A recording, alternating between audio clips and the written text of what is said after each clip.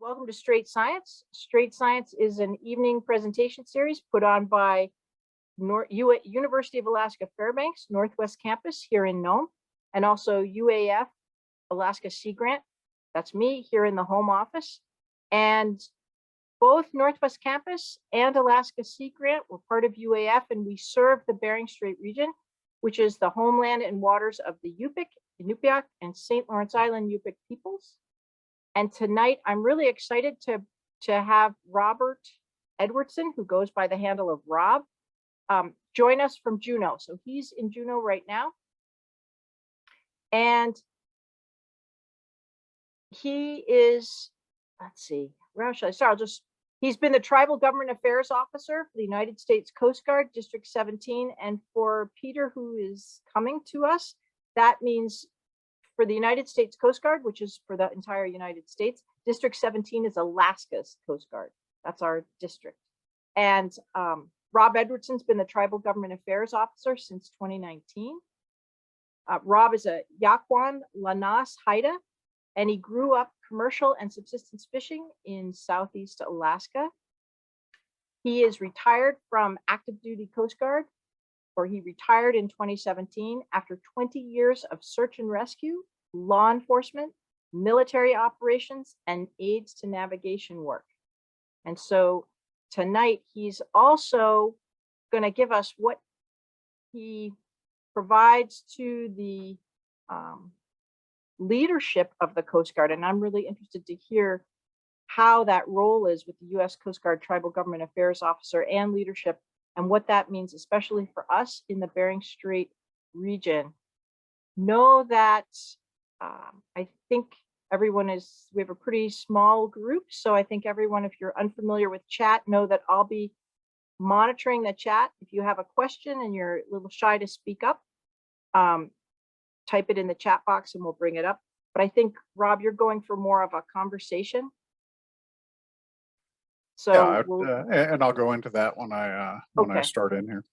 All right, and with that, I will hand it over to you. Take it away. Your slides are not up, but you do have some slides for us.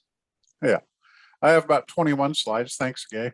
And I've been looking forward to this, Gay, and we have been talking about this off and on for quite a while. So I'm glad to be in front of you today. One of the things that I'll correct, I retired from active duty in 2007. I think I probably wrote 2017 for you, but I'm considerably older than that. Okay. I'll go over, I'll explain me a little bit and then go into my job, and then we'll start into the slideshow. But I do want this to be more conversational. So if you have a question, raise your hand or in some way signal, and both Gay and I will be watching. Or not, yeah, both Gay and I will be watching, and just hopefully go into a conversation. And that's kind of what the slides are for, is to generate conversation rather than me just droning on about, my favorite picture and the bullets that I put on there. So I was born in 1965 in Mount Edgecumbe, Alaska, and lived for a short time on Prince of Wales Island when I was a child, and then mostly in Ketchikan, although there were a couple of years there in Seattle. I did grow up in a commercial fishing family, and we also did subsistence fishing and hunting, just as everybody else did. I worked in the fish packing industry also. And then before I joined the Coast Guard, I worked for Louisiana Pacific Corporation at the pulp mill in Ketchikan. So I joined the Coast Guard in '87 and spent most of my time in the Northwest, 10 of the years in Alaska, and the other 10 Washington and Oregon, with brief stops in the Caribbean and work in the Great Lakes and the East Coast. After retirement, I managed the state capitol for a while. I worked as the contingency planning chief for one of the two Coast Guard sectors in Juneau. The district is divided into two sectors and a marine safety unit. What else did I do? I managed the Alaska cruise ship program for the Department of Environmental Conservation. And then I was one of the three Department of Natural Resources land managers for the state. I managed the Southeast region. So that's a little bit about me, my job. Well, I think I'm going to share the screen right now. Do you guys see the slides? Yes, it looks perfect. Okay. So here's a picture of me when I was younger, when I had color to my hair and my mustache was just about as filled in as it is right now. That's one of the fishing boats that I worked on. That was Levy Joanne, and this is Joe Demmert Jr. I don't know if anybody knows him, but he had a pretty big network of friends around the state.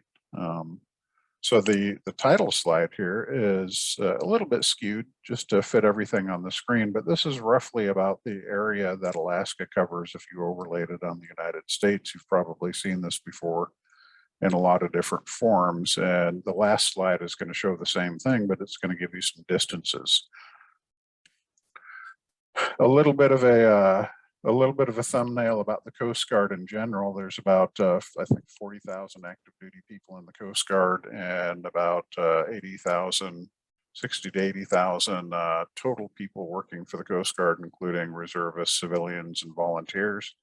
The Coast Guard's divided into two areas: the Atlantic area, which has most of the Coast Guard people, and that makes sense because it has most of the people in the United States also, and then the Pacific area, which is in red here, which includes the 17th District, the 14th District, and then the Northwest 13th District and California area 11th District.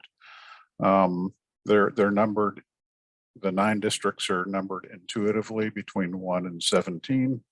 And we are the 17th district. I think we inherited that title from the old 17th Navy District that used to be Alaska.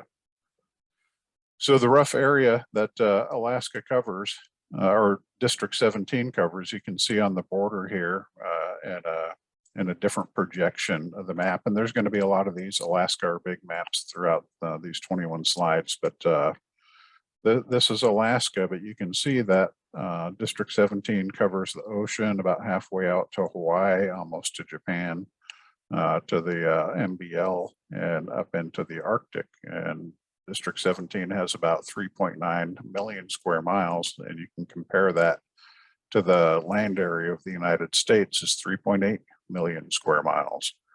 It borders the Russian Federation on the west, obviously Canada to the east, and then to the north if you're in Southeast Alaska. And, basically all of the Arctic states in the Arctic region.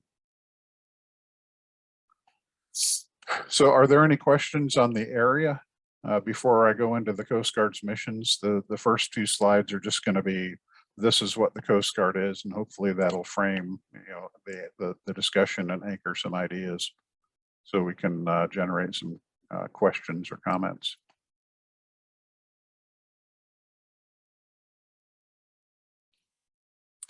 Okay, I'll keep on going. The Coast Guard has 11 statutory missions, missions that are enshrined in laws: ports and waterways and coastal security, drug interdiction, aids to navigation, search and rescue, living marine resources, marine safety, defense readiness, migrant interdiction, marine environmental protection, and law enforcement. So the Coast Guard falls under a bunch of different titles under the United States codes, the predominantly Title 14. One of the first things that you'll read is the Coast Guard is a military service. It's been continuously active since 1790 as a military service. It used to be called the Revenue Cutter back then, and then it combined with other services to what you know today is the Coast Guard, including life-saving service and the lighthouse service. Excuse me. But even though we're a military service, we do not fall under the Department of Defense. We fall under now the Department of Homeland Security. When I first joined the Coast Guard, we were in Department of Transportation, and about 20 years before that, we were in Department of Commerce. The Coast Guard is also a federal maritime law enforcement agency, as you saw in the missions. That's one of the big missions in Alaska. And then the marine safety and port safety and security missions are big in Alaska, and you will find the Coast Guard hundreds of miles away from the coast. Oftentimes, if there's inspected facilities along rivers that transport and store petroleum products. So this is kind of a view here, and I like this view because it doesn't really have defined borders. When you look at it, the Alaska and the Alaska Native population have had kind of a cosmopolitan history where we interacted and traded with people from very far away, and that kind of died off after contact, but the ties are still there, especially in the Bering Sea region. With the Russian, folks from the Russian Federation, and when you get farther north with the folks from Canada.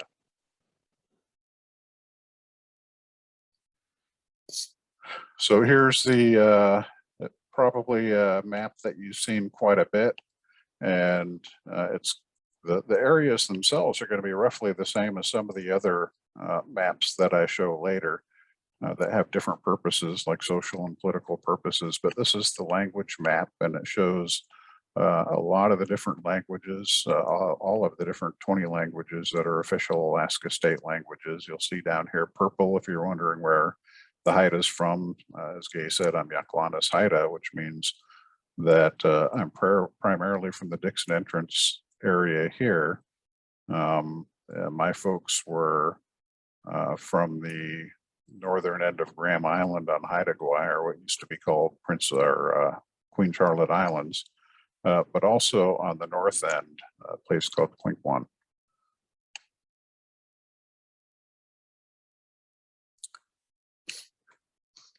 So here's 5 loose groups of people. There's 20 languages. There's kind of 5 cultural groups of people, and it gets a little bit fuzzy at the edges, but this is one of the slides that we show to new people who are coming to Coast Guard District 17.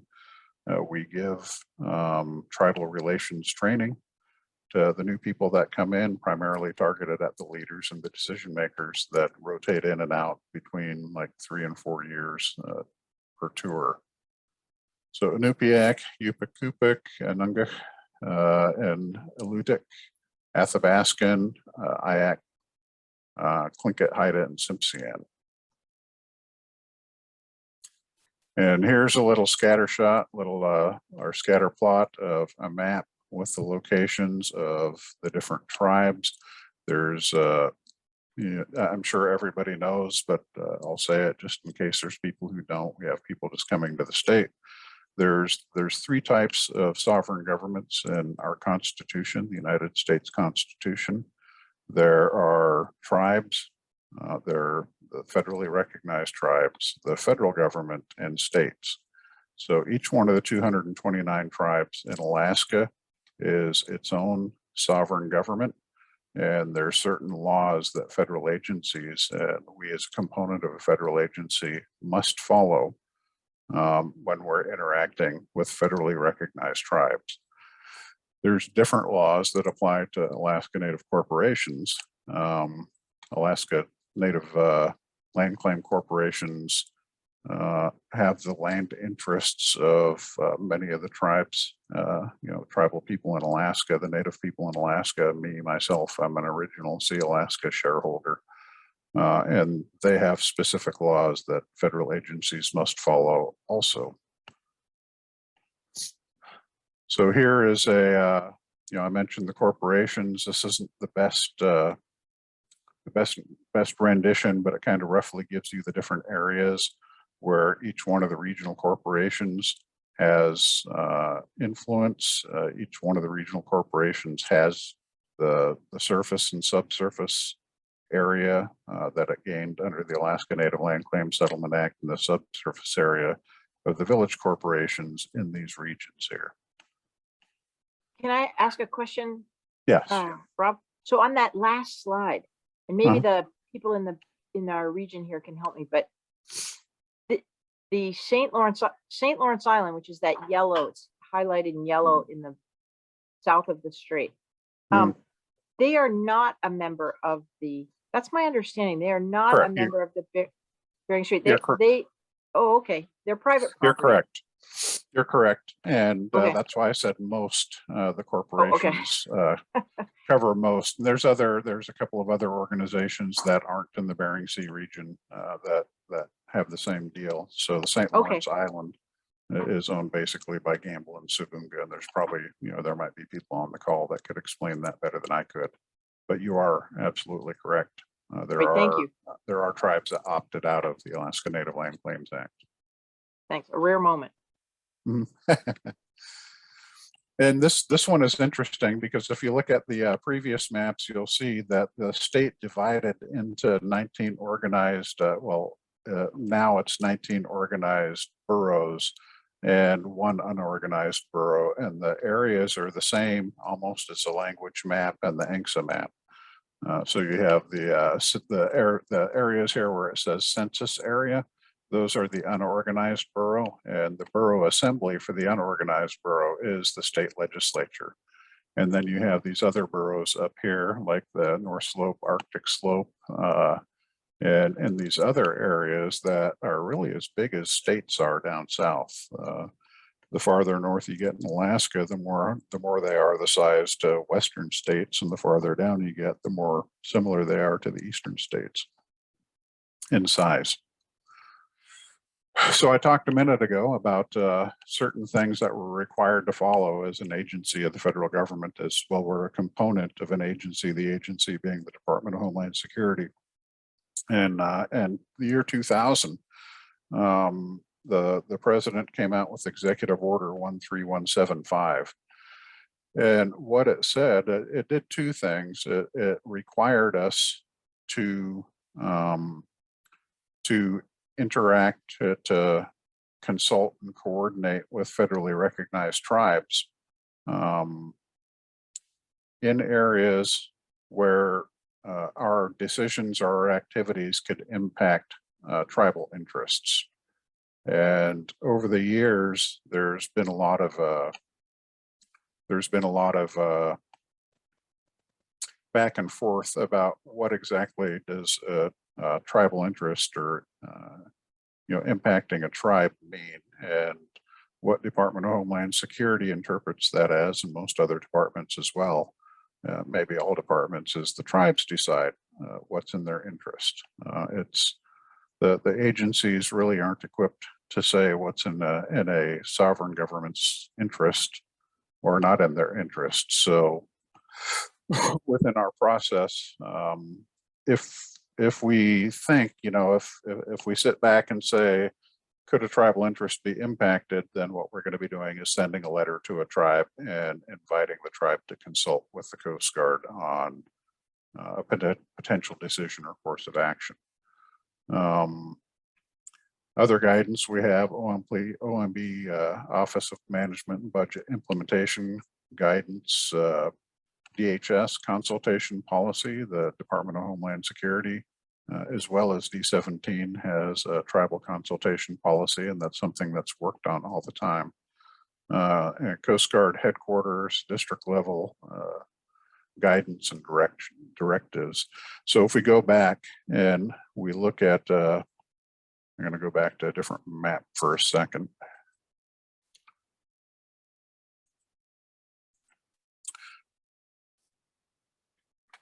Oh, maybe I'm not. Okay, so if we look at this map, we can see the blue here, the Coast Guard districts from blue, they belong to the Atlantic area. Atlantic area has a 3-star admiral that's in charge of all the different districts. And the Atlantic area will have its own policies and procedures that apply to Atlantic area units. or units operating in the Atlantic area. Pacific area will have policies and procedures for units that operate in the Pacific area. And District 17, District 13, District 11, all these different districts will have district instructions. The Coast Guard has Coast Guard-wide instructions as well. And the reason that's relevant here is one of the documents that we have is a district instruction on tribal consultation and coordination. So the executive order is written not necessarily vague, but it's written broadly, and then it's filled in by agencies. And then, you know, in the Coast Guard, it's filled in a little bit further by the areas, filled in a little bit further by the districts. And then that could be filled in even further by, you know, different units like Sector Juneau or Sector Anchorage.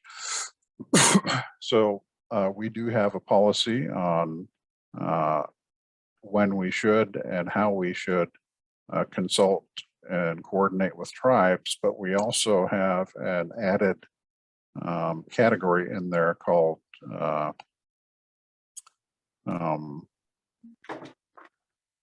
I'm drawing a blank right now. Basically a lower level than consultation and coordination. And that's really where it's good if we keep the relationship fresh enough with the different tribes to where they don't feel the need for formal consultation or coordination, because we're communicating so often and hopefully so well that it doesn't feel like that there's a need. Engagement is a word that I'm looking for. Oops. So I mentioned formal consultation. There's formal consultation with federally recognized tribes. Like I said, 229 federally recognized tribes in Alaska. The first thing that we would do if we're, and I'll give an example, and I don't know if we had any consultation or coordination on it, but one of our main offices at the district, along with Sector Anchorage, is holding a Russian-US pollution exercise last summer. And what we did is we looked at the map, we determined which tribes, federally recognized tribes, would be in the area of the notional incident that was going to happen. And we sent letters of invitation, or letter of invitation to consult with, I think, 8 tribes. And we also invited the regional association for those tribes to participate, all of them in planning and participating in the exercise. So that's an example of one of the times that we would do that sort of thing. The purpose of the consultation and coordination is to make sure that tribes are aware and tribal leadership is aware of things that we decide to do, or decisions that we have that may have tribal implications, and try to deconflict those, share ideas, and perhaps make some changes to the courses of action that we would take based on tribal input. And to do that, we need to make sure that there's meaningful input opportunities, and meaningful input opportunities means that we give enough tribes and enough time to tribes and tribal councils in order to digest the information that we give them, ask questions, and and talk about the implications of what it is that we're going to do, perhaps give us ideas or tell us areas of agreement or disagreement, but there has to be enough time to do that. Giving a few days to do it isn't the best practice, although we have been asked by tribes to consult within a couple of days on things to deconflict with their subsistence activities. So one of the things in there is if a tribe decided to consult and coordinate with us, we would establish a meeting time together, decide locations together, and decide on attendees together. So we would do the consultation in a time and a place with the attendees of our mutual choosing, we would come up with tribal input to our decisions, and then we would go back and see what it is that we would have to do, if anything, to do our best to meet tribal needs as well as our needs. And then we would follow up. There would be usually pretty consistent follow-up if it's a bigger activity. And then, there would be opportunities to respond to that follow-up. And then obviously at the end, there would be an administrative record, a document talking about what was discussed, what was decided, and then what was actually done. Oftentimes, sometimes the consultation will end up in memorandums of agreement or memorandums of understanding, to where each side would put on paper what they decided to do. Right now, I think there's 2 MOUs active in Coast Guard District 17 and 1 or 2 being worked on. So engagement is pretty much anything that's a lower level than formal consultation and coordination. And here's some examples of how we do engagement. Federally recognized tribes, we can engage and consult with Native organizations that aren't tribes, Native advocacy groups, ANCSA corporations, and Alaska Native villages. Those are examples of folks that we'll engage with, even if they don't fall into the category of requiring consultation. So ANCSA corporations, under a separate law, it's called Public Law 108, Act 199, also rate consultation from federal agencies when their ANCSA interests might be impacted. So I've got go another ahead. question if on that backslide. So, and if I have this right, so Which this one? is all really interesting to me, that one. Huh? So engagement with tribal related stakeholders, but you have Alaska Native villages. You don't mean, do you mean under local village governments? You're talking not tribal, but maybe like what would? Well, be, it's best not to assume that these. It's best not to assume that these are cut and dried. Municipal or state chartered Alaska Native villages have a different history. Most of the tribes in Alaska have village as part of their name, Native village of this, Native village of that. Mm-hmm. But there's also ANCSA village corporations who are oftentimes the landowners of the land of the village and run perhaps a bit differently than the regional corporations. So these are just meant to establish conversations, but there's a lot of overlap between all of these different organizations. So in a world that had, set well-established boundaries, you would have tribes, regional corporations, village corporations, regional associations, and that sort of thing. But in a lot of ways, they can overlap. So I was just trying to delineate between federally recognized tribes and Alaska Native villages, local village governments. But in that, maybe that's the municipal, like the city. Yeah, there is in Title 29 of the Alaska statutes, that's where all of the different community divisions come in, like for home rule, municipality. It gets really confusing. It's as confusing as the tribal corporate distinctions, but when you go into the state government and the subdivisions of the state, you have boroughs, you have cities, and that's all you have. But you have home rule boroughs, you have home rule cities, first class cities, second class cities. They're incorporated municipalities under Title 29 under the state statutes. They are not Native organizations. They represent, all people of that community equally. That's different than, say, I wish I would have brought a different slide because it illustrates it pretty well. But go ahead. This is Charlie. The Native villages, Alaska Native villages, are IRA governments, and that was a 1939 federal law. And at the time they went to every village that existed then and created a Indian Rehabilitation Act village government. Some of those villages have moved to Nome or other places, but they still exist as IRA governments. That's different from a ANILCA or ANCSA recognized entity. So. Yeah. And as far as the history goes, Charlie, do you know why they were village of, why they're originally titled village of or native village of? That was just the jargon of the day.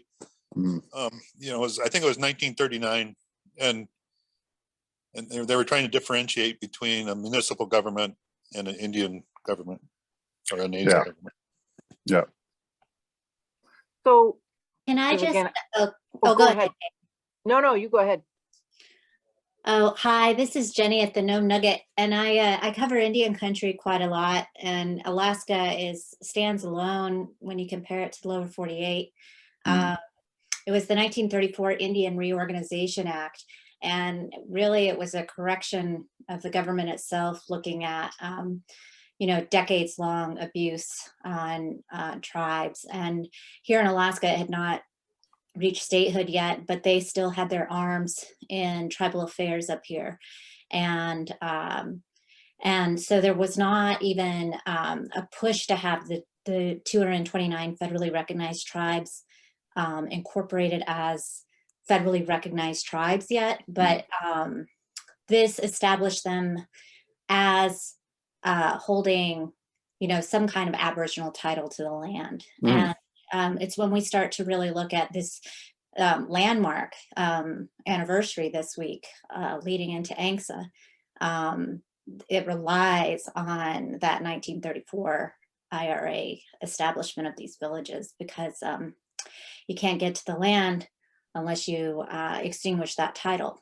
And that was how it established it with these villages, which are in and of itself also municipalities. So I'm thinking the native village of Kivalina. It has two names. It has the Alaska Native Village of Kivalina, and it also functions as the Kivalina IRA government. And what I find is so interesting here in Alaska is that comparatively to the United States in the lower 48, is that the Alaska Native villages define themselves with the acronym IRA, and you just don't see that in the lower 48. And I don't have a reason for that. I just have to say that it's interesting to me because it's very bureaucratic. It is, and my understanding also, and you're correct. The IRA came in 1934. It was applied to Alaska in 1936, and the history that I'm aware of as far as why some villages are called native village of this and native village of that is prior to that, the federal government, in order to preserve Aboriginal rights, didn't have a way to deal with Alaskan villages. So they encouraged villages to incorporate as federal municipalities. And that's how they became native village of this, or, the name of the community and the native village. So Point Hope, for example, like you were pointing out, it has the native village of Point Hope, which is a federally recognized IRA tribe, but it also has the city of Point Hope, which isn't a native organization, but it's a state municipality under Title 29 of Alaska statutes.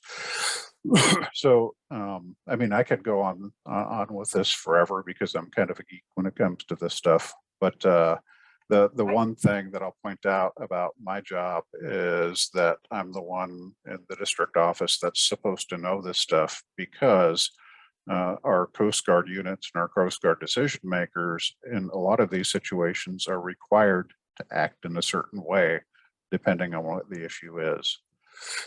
So if we were going to make a decision or an operation that affected a municipality, but not a federally recognized IRA tribe, or an IRA tribe, but not a village corporation or a regional corporation, then the decision path might be a little bit different depending on what the issue is.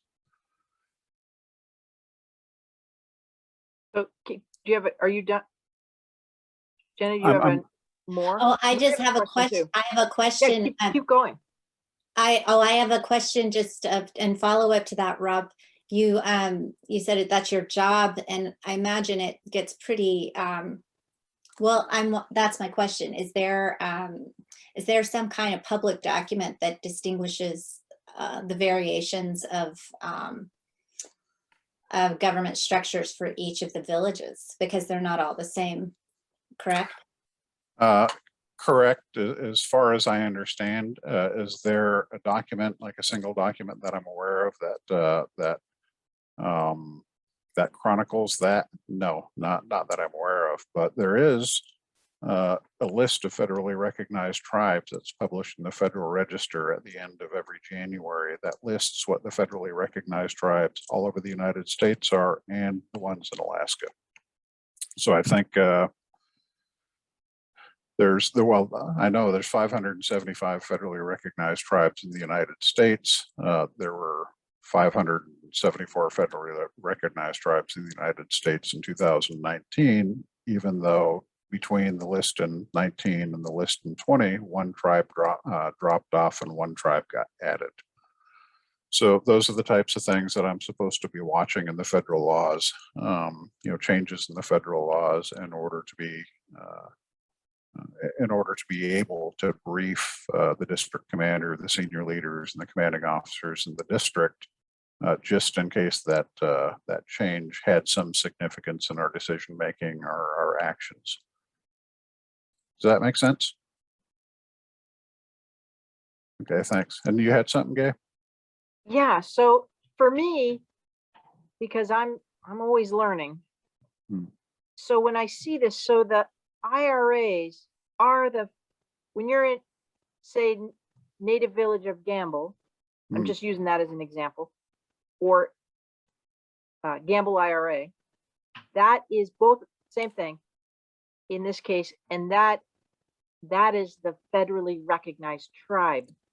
Well, let me back up for a minute. In Alaska, there's 3 types of federally recognized tribes: traditional tribes, IRA, Indian Reorganization Act tribes, and the Central Council of Tlingit and Haida Indian Tribes of Alaska. Those are the 3 different tribes or types of tribes. About, I think, 74 or 75 of the 229 tribes in Alaska are Indian Reorganization Act tribes. Then you have Tlingit and Haida, and then the remainder are traditional tribes. And some of the distinctions are, and anybody can correct me if they know more than I do about this, but traditional tribes don't have to have constitutions. They don't have to have bylaws, although they often do. IRA tribes do have to have them. Basically, they have to comply with the Indian Reorganization Act in order to be federally recognized tribes. So there's differences in their organization. There's differences in the way that they that they establish and keep their leadership, and there's other differences too. But for the purposes of me advising our leaders, knowing that there's specific differences in those areas doesn't really have a big effect on whether or not we're supposed to be consulting or coordinating with them. Okay, so I guess for my brain, does the Nome census area, or what I would call the Bering Strait region, do we have any traditional tribes, or are we the 20 tribes, what I would say the 20 tribes of the Bering Strait region, this region is IRA or a mix? I believe it's a mix, but I would have to check into that. I think there are traditional tribes in the area, and I think a lot of the tribes are IRA tribes. And yes, I'm more familiar with that, so I'm trying to it's all a part of the history establishing, in a lot of ways, when they became tribes and how legally they became tribes. But for the purposes of me advising our leaders, it doesn't really matter which ones of the tribes they are. The way that it could impact us, well, it doesn't even really impact us then, is they have different methods of, or they could have different methods of establishing and keeping their leaders. So. All right. Thank you so much. So I'll go on to the next slide. So some, in these kind of meetings here, this is a couple of years ago at AFN. That's one of the engagements that we have, the Alaska Federation of Natives. This is the military panel. I believe this is in Fairbanks. And a lot of the faces you might recognize. This is Admiral Bell. This was our district commander at the time. And what they do is this is also going to happen next week. There'll be a military panel at the AFN convention. That's a hybrid meeting, a virtual and an in-person military panel that's going to be going on. The military will go there because there's so much military in Alaska, and because they operate in remote regions of Alaska or in traditional tribal areas of Alaska. The military comes out to basically give reports to AFN delegates and let them know what the military is doing, that the tribes may be interested in, the corporations may be interested in, or areas of potential cooperation and synergy. But some of the things that we find out and there might be people on the call, I don't know if there is or not, but there's certainly people in the Bering Sea area. We like either the Admiral or I, and then Sector Anchorage, which covers this area, and certain staff elements of the district staff will go to the Alaska Eskimo Whaling Commission meetings.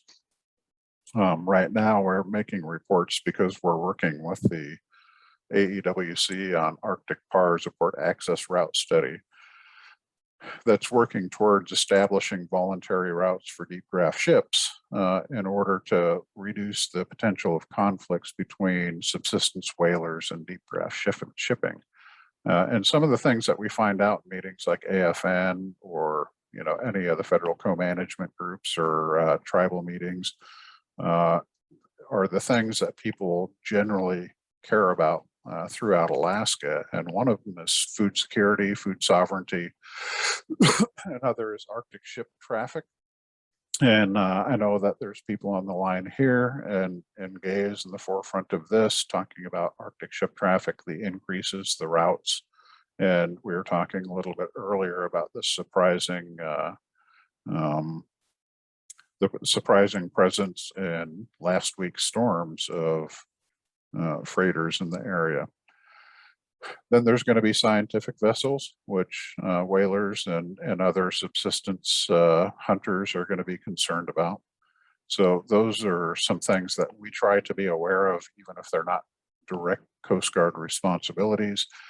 Some of the things that we do, and there may be people on the line that have been there when we have called, if we have a ship operating in the area, depending on where they're going to be operating, we may call ahead to make sure that our ships and their activities don't interfere with subsistence hunting or subsistence fishing.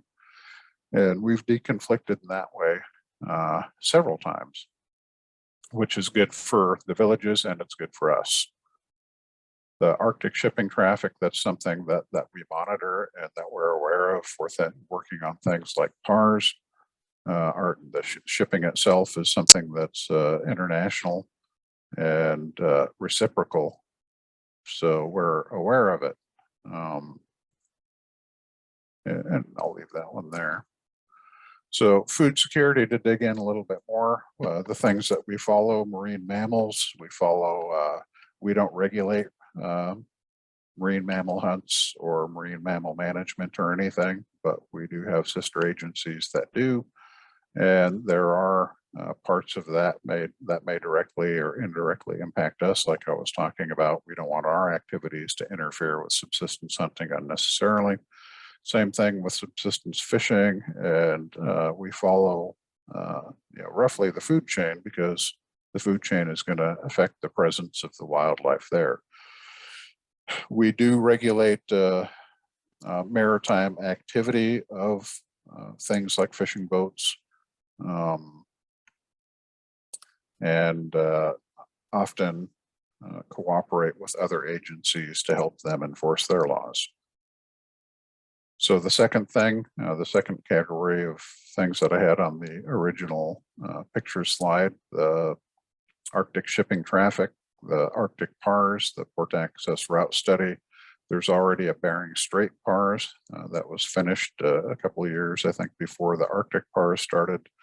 And the Coast Guard, our Waterways Management Office, is working with AEWC and others to establish areas to keep, well, basically to create voluntary routes for deep draft shipping that are going through these areas to stay a sufficient distance away from the bowhead whaling hunting during the seasons that they're being hunted. So within the, let's say, for example, the Bering Sea PARS, there's also areas to be avoided. There's chartered areas to be avoided simply because shipping operating in that area, the risk to them operating in the area exceeds the government's ability to respond in a timely manner. And I think I'm getting that right. And then scientific vessels. So we do attend meetings sometimes with scientific vessels. The Coast Guard does have meetings when we have icebreakers conducting science and to plan and to make sure that these things are communicated. And we're just about at the end of my slides. This is the last slide that I was promising you. It gives you distances, and it also gives you how many people, how many resources the Coast Guard has in an area about the size of the land area of the United States. So as far as assets, we have about 2,500 people. Most of those are district people. So the district is divided into Sector Anchorage, Sector Juneau, Marine Safety Unit, Valdez. It also has air stations that work directly for the district office at Sitka and at Kodiak.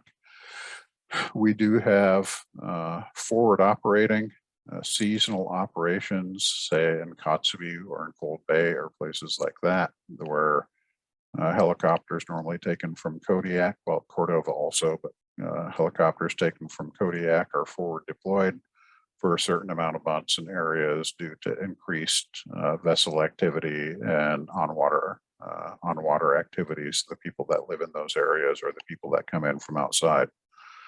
There's 15 Coast Guard cutters. Several of those cutters work for the 2 Coast Guard sectors, and then the larger ones work directly for the district office. And then 16 small boats. Small boats are less than 65 feet, and they're not designed to stay out for multiple days. So in comparison, distances in comparison, and I didn't want to have too many slides, but say, for example, the distance from Kodiak to Utqiagvik would be about the same as from Oklahoma to northern Minnesota. And Air Station Kodiak does respond in those distances, even though they're great distances. And I shouldn't have covered this, but one of the closest air stations to a place that I was stationed, called Station Umpqua River in Winchester Bay, Oregon, just to the south was Air Station Coos Bay, and they operated about 50 miles offshore normally. So the response times in those areas tend to be a lot quicker than the response times in Alaska, where people are, where our air crews are traveling for 850 or 1,000 miles before they even get to the area to be searched.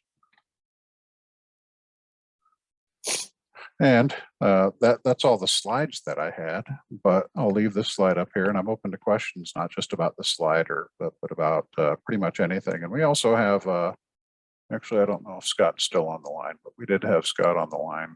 And if he still is, then he might be able to answer some questions also. He is still on the line. This is Okay. Gay. So, well, first off, thank you so much. And in good straight science, Scott's upside down. In good straight science fashion, if people can put in a little love for Rob Edwardson. It is not easy to be a straight science speaker or any public speaker in my mind. So I have a question, but I'll hold off. Anybody else have a question right off the bat for Rob? Noam Nugget had a question. And then I do have a question. I've got lots of them. Oh, I'm looking at the chat. I do. And it's kind of in two parts. You mentioned that you were surprised by last weekend's recent traffic in the strait during the storm that we saw.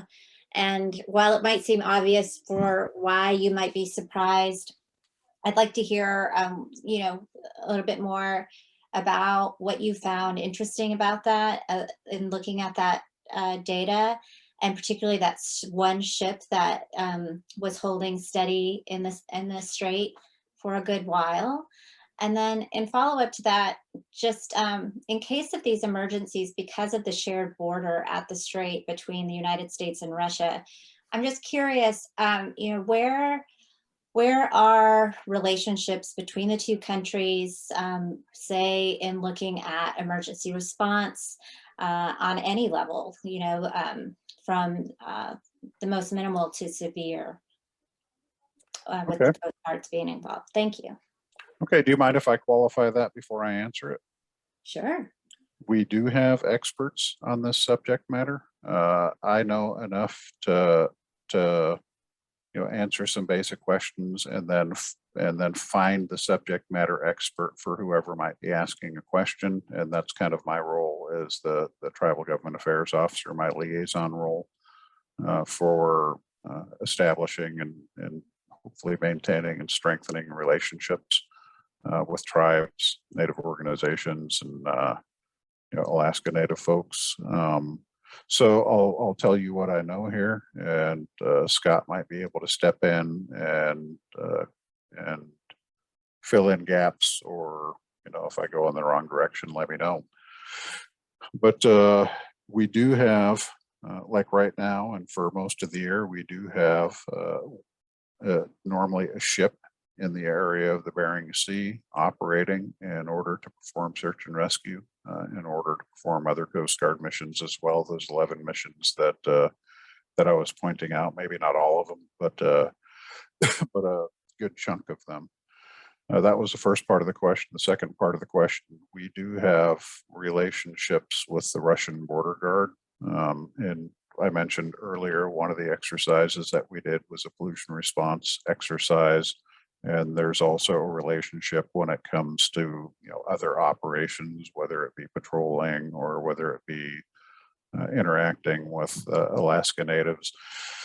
One of them was a little, maybe a year or two ago, when the Russian border guard contacted the Coast Guard and said, you know, hey, I think we may have people coming over from Alaska to do subsistence hunting in Russian areas. Could you check into that? So we did that for them. And then, you know, reciprocally, they did that for us as well. So there is a relationship there across our mission areas with the Russian Federation. And the Coast Guard does often, and I'm not going to say always, have resources available to respond within their limits in the Bering Sea area. Scott, is that correct?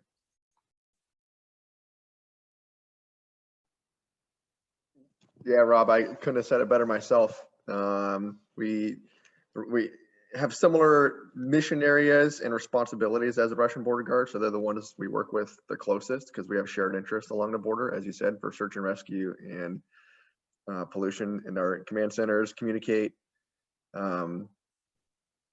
several times throughout a year, just doing communications exercises. And I know we've sent flag letters from our district commander to his respective counterpart over there in Russia. So there is communication that goes on and takes place. And then as far as monitoring the shipping traffic, that's something that the Coast Guard does, is have that maritime domain awareness of what type of vessels are operating and where, and to the best extent, like being aware of what's going on. So, you know, especially if they're operating on AIS, we're going to know it because we have command centers that monitor AIS and people who track that. And there's certain protocol for notifications that need to be made for a ship that's calling on a port in the United States. But If they're just transiting through the maritime boundary line or in shipping lanes, generally they're given the right of passage, and we're just monitoring their traffic. And if they need help, then we'll be there to help them. But if they're just moving through and they don't request our assistance, there's really nothing for us to do other than to monitor.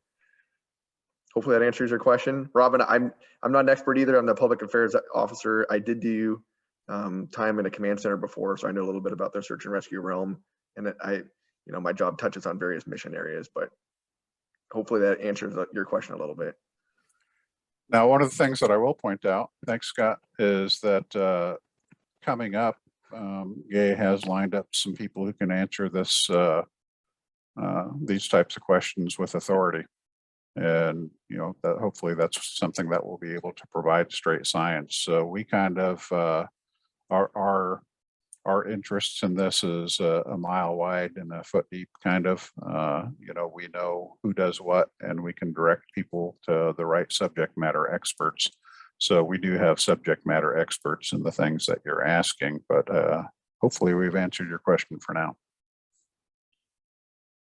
And just for, I see Charlie and I see you, Wes, so we'll go Charlie West, but just so people know, on the 19th of January, the Coast Guard's going to have a panel. We're going to have a different kind of Straight Science, and we're going to have a panel specifically for the Bering Strait issues with the border and with activity planned, I think, for next year, as well as what happened this year. So it's really nice of the Coast Guard to do that. We're really looking forward to that. We haven't got the specifics of it all yet, but thank you, Rob, for mentioning that. And I already know, I hope we can get you to come back on a more busy night, because I get a lot of questions. But anyway, Charlie's been waiting patiently with his hand up, and you deliver it so well. So Charlie, go ahead, and then Wes. Yeah, thank you, Rob. This is really interesting and informative. I have just a whole raft of questions, but I better slow it down. I wanted to say that talking with the Coast Guard commander a couple of years ago, he said that he had in the summer, he had a cutter in the Bering Sea on station about 2 weeks out of the month, because of having to do crew switches and transit back and forth and so forth. But was that Admiral Bell? I think it was. Yeah. And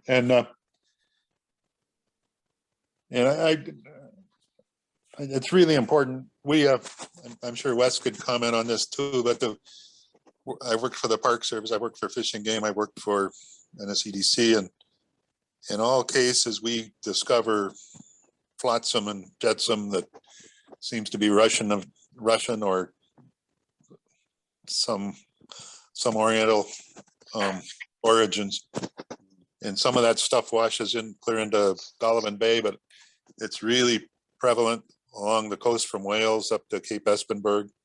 The Park Service has done cleanups, traveling the coast with a small crew, picking up barrels, empty fuel drums and oil drums and stuff. I know Wes's crew has too. So it would be really good to have a better presence and more attention paid to the boundary and junk. And I guess I'm also very concerned about search and rescue.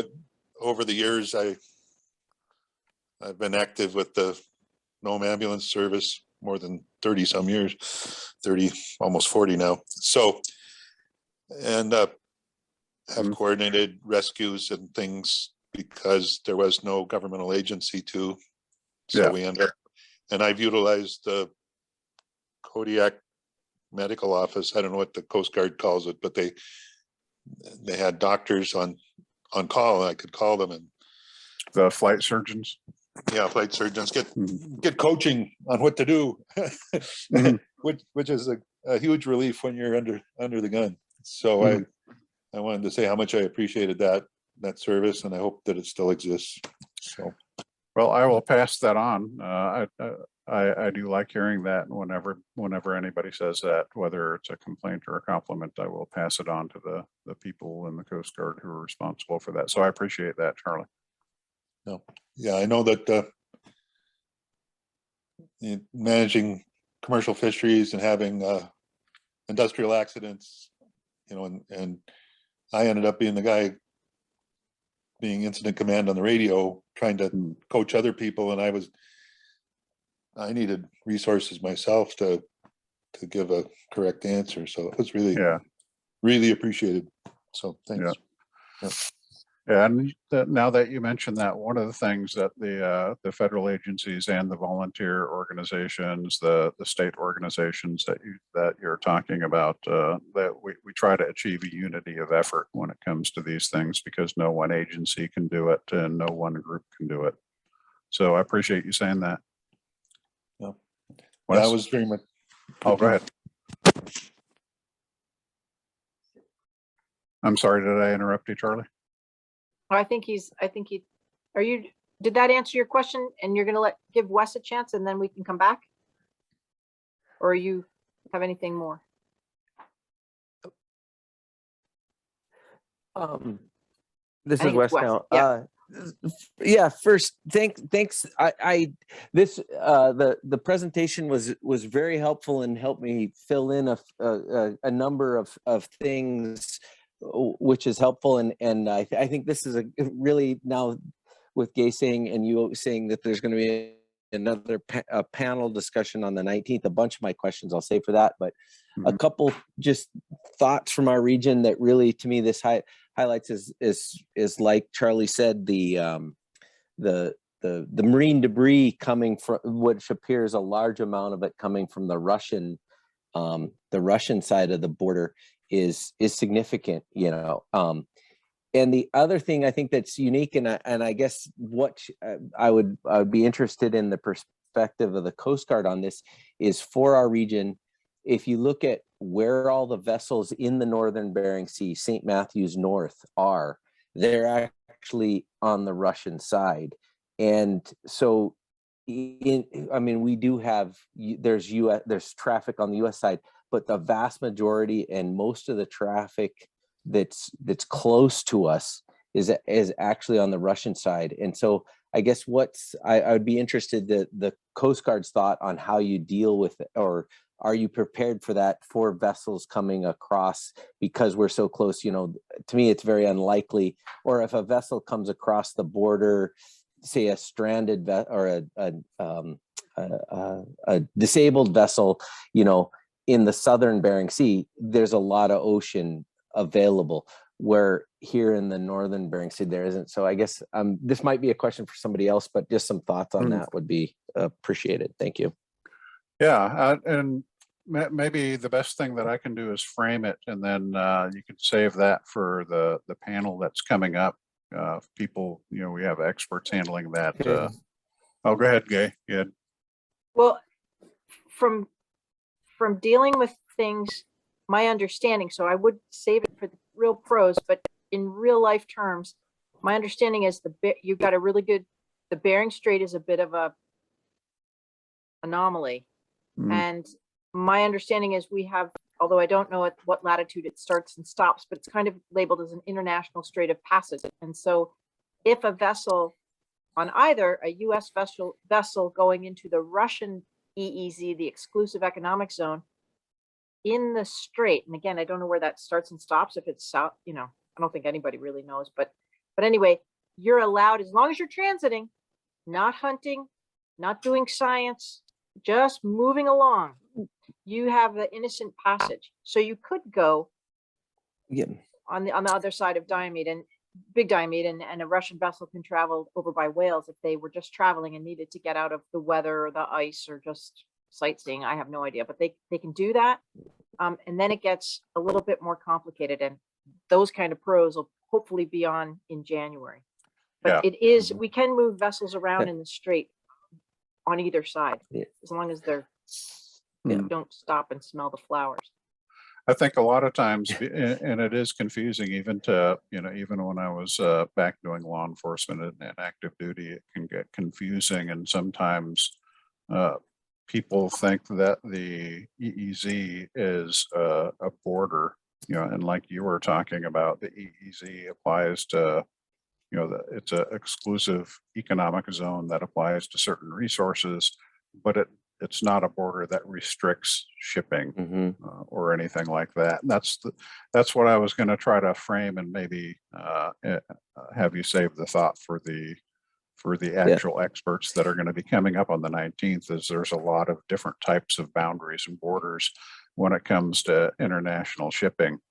And for the most part, if people are transiting and they're not in our territorial seas, then they can transit. And of course, there's exceptions to everything. So that's where the experts would come in. Yeah, and thank you. And I do understand that. I guess and I was trying to kind of give some thoughts maybe you could pass on for the panel, thinking about, I guess mine was more in the case of vessels that are not, I wouldn't say stranded, but are, have a problem that Sure. come across the border, say they're disabled, and that's more likely to have significant effects or possible significant issues because the land masses are so close up here in the Bering Strait. And I would just be interested when that panel, some of the Coast Guard's thoughts on some of that. And I can definitely do that. Those things. Wes, the notes that I have written down is I'll recommend that they cover innocent passage, as Gay was talking about, also force majeure, and some of the other international shipping happenings that would be right up the alley of the thing that you just mentioned. So we can front load the panel on that. I would. Cool. And Go ahead, Wes. just a quick, and this is kind of along the same lines, and just another piece of it, that in reading some of the comments about the transits across the top of the Russian Arctic, there was in some of the articles they mentioned that some of the permits or some of the vessels had overstayed their permits, or their permits were only good through November, whatever, and now they were in violation. So, and understanding what little I do understand about the transit that you just mentioned, I'd be interested to hear a little bit more about that and from the Russian side. So, okay, could you and something. I'll take a note. And when you mentioned permits, could you clarify that a little bit for me? It was just in some of the articles. I want to say it was in either in the High North or the Barents Sea articles that I were reading, and it kind of didn't make sense, but it was something to do with, I know that the Russians are trying to make money off of vessels transiting their area, and so that's some of the parts that I didn't understand, from my understanding about our EEZ versus vessels, and vessels are supposed to be able to transit through. Then they mentioned how these vessels were going to be violating their permits to go through the Russia, on the Russian side. On the Russian side, and so I was curious about how that, if there's, I would think that somebody in the Coast Guard would I can almost guarantee there'll be somebody who knows more than I do about that. Okay, exactly. So we can front load the panel. The other thing that you might consider also, and the other thing that our experts might answer, is there's other departments in the U.S. government that handle that sort of thing, and some of the things with the cross boundary, that sort of thing might be, say, for example, the State Department, or something like that. But once again, the folks that we have that are the leaders and the subject matter experts in that we'll have on the panel would be able to answer that better than me. But I've taken a note, and that's something we can front load them with. Okay, thank you very much. Yeah, it was very informative tonight. Thank you. Yeah, thank you. Thanks, Wes. And I was stepping on you, so don't let me stop you. And Peter has his hand up. If you're okay, Rob, still answering. We're over. I am willing to stay here as long as you'll have me on. And your back holds out. Okay. Yeah. All right. Yeah. Go ahead, Peter. Well, I appreciate that. Really enjoyed listening to it, and as much of the slides as I could catch as I hastily cram all my things in a suitcase to head out to you. Mhm. You said at one point, talking about how sometimes you're in very, very constant contact with tribes, and so there's no need to go through a formal process. Mhm. And I'm wondering what, for asking you as the Coast Guard, how much input do you take? I feel like working with civil society as a whole, they tend not to think that the government listens to them very much. And so I'm Mhm. wondering what kind of relationship it is. Is there a good relationship, or kind of, and then kind of on a separate matter, I was a military reporter for about a year and really enjoyed it. But I'm wondering what kind of input is given. I mean, is there operational input? Is there greater strategy issues? Just looking to learn more about those issues. It would depend, and it crosses the gamut of consultation, coordination, and engagement.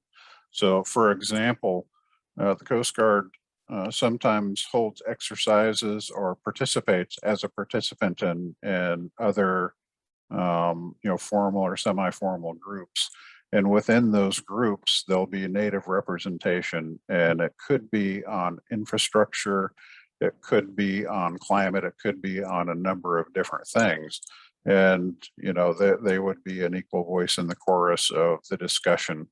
There may be, I think this is before I was on board, but another example and a different example and a different level of involvement would be a consultation that went on with the Coast Guard about area committees and tribal participation in area committees. And that's one that spanned a number of different, well, area committees first are the ones that help plan for pollution response and environmental protection. So there were a bunch of meetings on how different entities, including tribes, were going to be participating in that.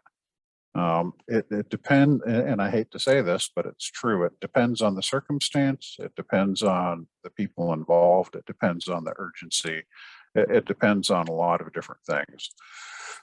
So some rules of thumbs that we try to follow are in our district instruction. Here's who you consult and coordinate with. Here's what it means to provide enough time to make it meaningful. And that's going to change depending on what the issue is. I'm searching to give you a more solid answer, Peter. Help me out. No, I think I think, of course, it gets incredibly complex in those issues. Certainly, you mentioned infrastructure in particular. So maybe if you could expand on that one specifically, just because there was the new bipartisan infrastructure law. So maybe what kind of issues or what kind of projects will you be working on with Alaskan tribes related to the bipartisan infrastructure?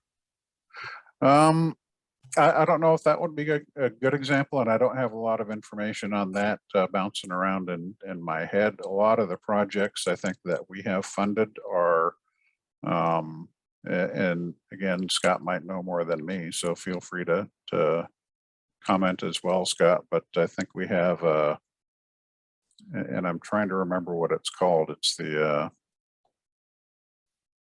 unfunded priorities list. A lot of things that the Coast Guard was going to do were on what was called the unfunded priorities list for, maintenance and upkeep of Coast Guard resources. And those may not necessarily have a nexus, a touch point with tribes or native organizations. But some of the exercises that I'm talking about, and I can't remember the name of it. There was one, I think, in mid or late summer, kind of more like a lecture exercise discussing certain aspects of infrastructure and the Arctic and the things that we should be looking at along with other agencies who are participating. And was that the communications infrastructure? There was a Coast Guard, they were looking for input regarding. Yeah, I think it might have been that. Comms. But yeah. Yep. So, and to go back to another part of your question there, Peter, as far as the relationships, there's 229 tribes in Alaska. About half of them are on the coast, about the other half aren't. Most of them have some sort of a touch point with the Coast Guard in one area or another. So say, for example, the coastal tribes may have fishing vessels, CDQs, something like that. They may be participating in subsistence hunting.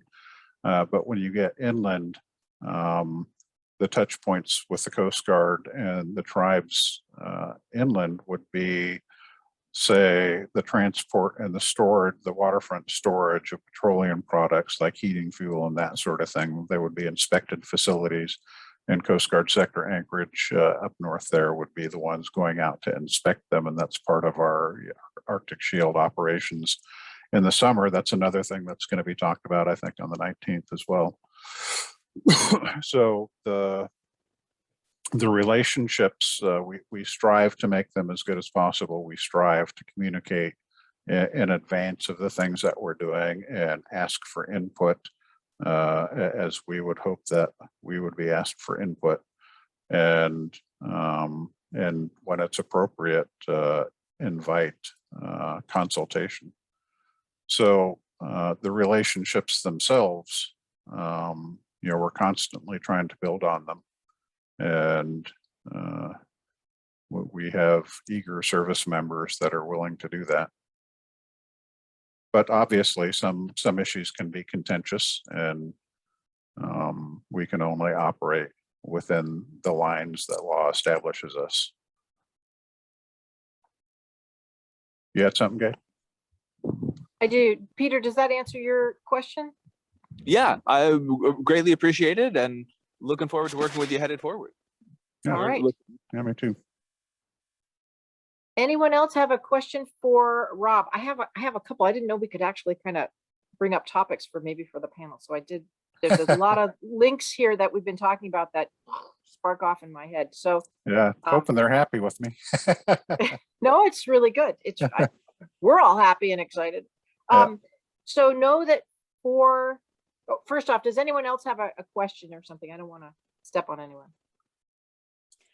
This is Jenny with the Gnome Nugget. I do have a question, but I can wait. Go for it. No, go for it. I'm gonna. Oh, okay. So we just ran a story about this cultural festival that is initiated by Russia, the Federation of Tourism, and it centers a lot of indigenous involvement with relatives in the United States, that were divided by Cold War politics. But in our research and reaching out to people, including the Coast Guard, we've learned that very few federal agencies have been notified. And I'm just curious, you mentioned that you have dealt with subsistence crossings in the past from a US to Russia point of view, but have you dealt with the opposite end of Russia to United States? And what is the process in that? And how would the U.S. Coast Guard get involved with regard to working with some of the tribes in the region, particularly in the Strait? I'm aware of what it is that you're talking about. That might be a better question again for the panel on the 19th. I don't see Scott on here anymore. Is he on here? So I don't think I'm getting all of the people. Consultation. I'm still here. Oh, okay. Do you have any more insight than I do on that? I know I've been on some of the emails that have talked about it, but I don't know if I could answer it better than the answers that you've already gotten from the Coast Guard. So Scott, do you any insight? But can you say the question again? Sure. There's a cultural festival initiated by the Russian Federation of Tourism, and it entails a 7-day boat race, among other events that will take place beginning in Russia and crossing over to Wales. That's what's being proposed. We've reached out to several agencies and didn't receive really any confirmation back that any agencies have been notified about this. And so my question here with regard to tribal consultation is, you know, what, how would that fit into a scenario like this where, you know, it's initiated from the other side of the border from Russia and Oh, okay. yeah, and actually Okay. unraveling here in the United States where we're seemingly putting the pieces together on this end. There's not even Wales have very much information about this. Just straight answering your question, you know, all other things being equal, I think the Coast Guard would be a participating agency, but we wouldn't really be consulting or coordinating. Although we may be engaging with tribes, it would depend. The event itself isn't a Coast Guard event, correct? But it is one that might have Coast Guard operations that might end up being related to it. Yeah, that's really what's unclear. I mean, it's really unclear what federal agencies at all are going to be engaged in this matter. And so my first thought was that the Coast Guard would have an outsized role in this event because of the cross-border relationship with the Strait. I do remember reading something about that, so we're aware of it. It didn't touch on my job with public affairs yet, so I'm not sure where it went. I'm trying to look right now to see if I have more information, but I know at least the Coast Guard's aware that that's going on. Yeah. If it helps from a NOM perspective, the State Department would be the one that would deal with that Bering Strait Festival for, I think you have to get permission to come on over, you know, beyond right on into our state waters and our closer seas. We have a contact here in Nome who is working with the State Department. That's Vera Metcalf over at Queric. She works directly on the visa-free travel. Is that kind of what you were? Yeah, I spoke with Vera. She Okay. did not have any. She did not have any input, and everybody sent me back over to Russia, which I was kind of surprised. It's a very awkward and surprising thing that they're advertising, because I was really surprised. Shocking. That so few people have any information about, and it's literally 8 months away. I mean, what's how easy, because it's not just between Indigenous peoples in the region, it's an open invitation for anyone who wants to come and cross the strait. And so I'm just curious if that, like, what kind of steps need to happen for that kind of tourism, because it's being marketed as tourism in a region that also is on choppy political waters when you're starting to look at military and defense in the region and these ships crossing. It seems very provocative, if that's the correct word, and putting people in harm, because if Scott McCann and Rob Edwardson aren't aware, they're talking about the two places that these travels would occur would be between Wales and New Ellen, which is actually one of the most dangerous portions of traveling in the Strait, and neither are a port of entry. And so there's all kinds of questions that people have here who are familiar with how to do transboundary, who you'd normally expect to be involved. None of that is happening, and it's called the Bering Strait Festival. Is that right? Bering Strait Festival, summer 20. Yeah, I'm looking at it. So I have an email that somebody forwarded me that said that they read about it, and then we sent it to, like, so we're aware, and we let Alaska Command know, and then that was my involvement with it. So what I can do is follow up to see. Thanks, Scott. Yeah. I'll follow up to see, you know, what the status of that is and what the Coast Guard involvement is. I'll get back to Gay, let her get back to you. Okay. Or you can get right back to whatever, however it works. We'll get that information straight to, because it's yeah, that's a thing. Very curious. Is very interesting. I have another question, but I think it's more apt for the 19th. So maybe I'll just say, but can I just say, Rob, your presentation, Scott, thank you so much for this input. I mean, the Strait is so fascinating geopolitically up here, and when you read headlines, mostly it forgets completely to mention the Russian relationship to the borders here. So thank you so much. Thank you. Anyone else? We're stringing these guys out, but there seem to be, they haven't hung up yet. So thank you both, Rob, and thank you, Scott, and everybody for attending. So for if there's several topics that come up, one is for the border, things that have to do with, like we've had oiled wildlife in the region 3 years in a row, 2012, 13, 14. People were harvesting seals, and we had the first stand up of an incident command in the Arctic was at St. Lawrence Island over some animals that were harvested, marine animals, seabirds and seals that were harvested at Shishmaref and Gamble and Savunga, and they were heavily oiled, black, heavily oiled. And there was an effort to get, the Coast Guard responded fabulously. Within the phone call, we'd never seen anything like it. They flew a C-130 looking for oil. And it was amazing because we'd never had a response like that. And then they tried to call over they called over, and it was very awkward. The communications, my understanding is, and the Russians were like, nothing's happened over here, but there was no oil on our side. And we see these kind of transboundary issues like oiling. And we're seeing the marine debris. We had a big event last year with a lot of trash that was region wide, including hazmat and plastics, and this year we had very reduced amount, but then this year we got some medical waste from these, looks like it's all from the vessels. So we're seeing with the traffic moving north, with the industry coming at us from the south, and industry, that'd be the commercial fishing, and the industry coming both ways, mostly out of the north with the travels to China for freight and tanker fuel things.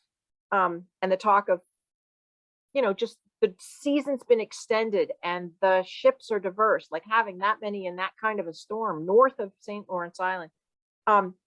Is that, maybe those are kind of the types of issues that we might that might come up in the panel discussion about the border, enforcing marine debris laws, or how we're going to attack together. It is one neighborhood, Chukotka and Alaska versus Russia and US, but how we're going to be able to work this all out as we have more of issues, I guess. And one other thing is, when it would be great if we would have communication, not only in a Mayday awful, here we go, we need you right now, Coast Guard, because we do see that occasionally where people have responded. The US Coast Guard has responded over the border, and we've seen instances, if you live out here long enough, where US Coast Guard isn't allowed to go in, even though there's a real problem. But if at least we could, at some latitude, just get notification between Russia and the US that a ship is in distress, like, hey, this may turn into a problem, just what you want to know, because there's just plumb run out of ocean up here. Things are getting hurtled north at faster and faster as it's getting into the strait. And just having a heads up that you're dealing with a problem, either for us on our side to notify and say, heads up, you may want to we don't want you yet, and we don't need you, but just as an alert, because everyone's so long distance, it might be good to at least have it on the radar that there's a problem and that it's being resolved or it's not being resolved, so that it sort of takes out all the, you don't want to hear about it when the damage is already done and the ship's gone down and people are swimming. You want to know that you might be having to put assets, or you may be engaging a little bit down the line, or not, just sort of as a heads up, so you can, in your incident command or your rescue coordination center, you can be adding that problem to all the other problems you're dealing with on a daily basis. But just so that way it sort of promotes communication on both sides. If we have a vessel in US waters at a certain, I think it should be all the time, but at a certain latitude, hopefully in our region, you would be mandatorily, you'd have to say, hey, we've got this, but just heads up, there's a freighter having a trouble or waiting on something. Or so these questions we'd really be working together more. as it got Like the- narrow. You were asking if that would be a good question on the 19th, and I think it would be. That was kind of a range of questions, you know, part of it search and rescue, part of it marine pollution, that sort of thing. But yeah, I think that group of people would be the one to be able to answer about the Coast Guard's role in that. Okay. And with the marine debris comes, and with some of the fisheries, we do have animals already, marine mammals that are protected by the, or authorized, managed and researched by the federal government. We already have animals that are ESA listed that are foods for people that are already seeing impacts, you know, before the ships really get rolling. We already are seeing impacts as far as entanglements in gear and things like that. And so that's a food security issue. We also had last year, when we have ice, it's as if the land bridge is in. And so we had distemper in our region, and we also had rabies. And these were things that were likely transboundary in the movement of animals on ice, like foxes and whatnot. And one of these was a very high priority human health issue. And there was no way for us to really get across to Chukotka and say, we're having a rabies outbreak, be careful, right? And I don't know if that's the kind of thing, it's not Coast Guard, but if the Coast Guard has a system worked out of communication that the other agencies might be able to use as a role model, it would be fabulous. The other issue was distemper, and that had a great potential for harming, that was in dogs, and that's a very rare situation, but it was an outbreak at a time when seal pups would be coming to the beach, and there was, we have a naive population in this part of the world for distemper, and that is something that would have potentially been devastating to marine mammals in the spring, especially the pinnipeds, the seals, the walrus. And that was a huge concern, but we had no way to, again, sort of give a heads up to our neighbors that their food supply could be affected. And communications would have been great. But nothing happened, so it was moot. But thinking forward, there might be times where maybe the Coast Guard could be a role model, because you guys do a better job than any of the other federal agencies. And I know this is being recorded, but you do come to the Bering Strait and you do engage. And I am sure that people went to the Coast Guard Academy, did not think they would be dealing with, you know, they want to save people on the high seas and get the bad guys, and dealing with our unique issues in this region. I appreciate the Coast Guard continually trying to get it. And I think they're far ahead of everyone. Not perfect, but far ahead of any of the other agencies. So I want to thank you again, and thank the U.S. Coast Guard for, and I hope we get you back, Rob. You're an opportunity. We don't, obviously you can see a very small number of people, but we all are just lots of questions for you. So it's a really rare and unique opportunity for us. So thank you. Come back. I'd be happy to come back. And this is an opportunity for us as well. This is an important region, and it's important that we have two-way communications on this sort of thing, these sorts of issues. So thank you very much, Gay, and thank you everyone else.